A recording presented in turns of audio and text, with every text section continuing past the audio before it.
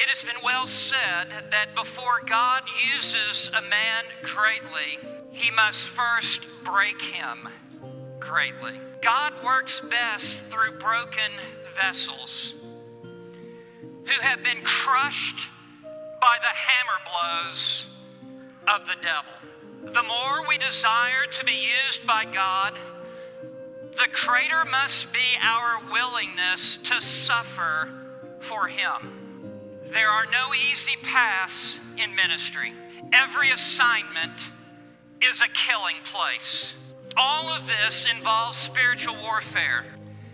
And the closer we draw to the front lines in ministry, the more we find ourselves in the crossfire between God and Satan. The taller we stand for the Lord, the more we stand out for the Lord, and the more we will draw the fire of the devil. It has always been this way. Prophets of the Old Testament were a battered band of preachers. Prophet in Old Testament Israel was a lonely man. He was a rugged individualist, singled out by God for a painful task. The record of the lives of the prophets reads like a history of martyrs. Their history sounds like a casualty report from the 3rd Division in World War II. The life expectancy of a prophet was that of a Marine sergeant in combat. The prophet's curse was solitude. His home was often a cave. The desert was his traditional meeting place with God. Nakedness was his wardrobe. A wooden stock, his necktie. His songs were composed with tears. The more we advance to the front lines of ministry for the Lord Jesus Christ, the more we will find ourselves exposed and in a crushing place. It was so with the apostles, as 11 of the 12 reportedly died a martyr's death, and the other, John, served hard time on Patmos. The greatest preacher who ever walked this earth, the God-man, the Lord Jesus Christ, was despised and rejected, a man of sorrows and acquainted with grief. In the end, he was publicly crucified while only in his 30s, and it was a horrific death, a public execution by crucifixion. Jesus looked into the eyes of his disciples and said, "If the world hates you, since the world hates you, you know that it has hated me before it hated you. If you were of the world would love its own.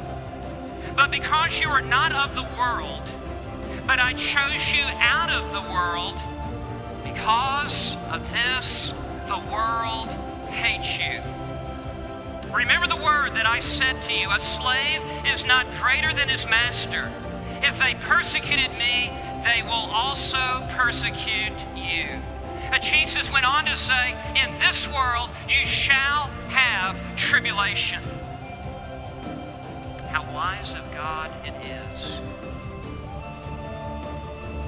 for him to bring adversity into your life,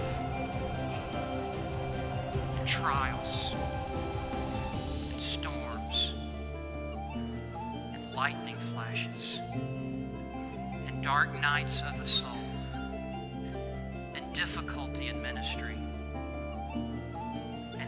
and antagonistic elders, and rebellious deacons, and unconverted church members, and shrinking church budget.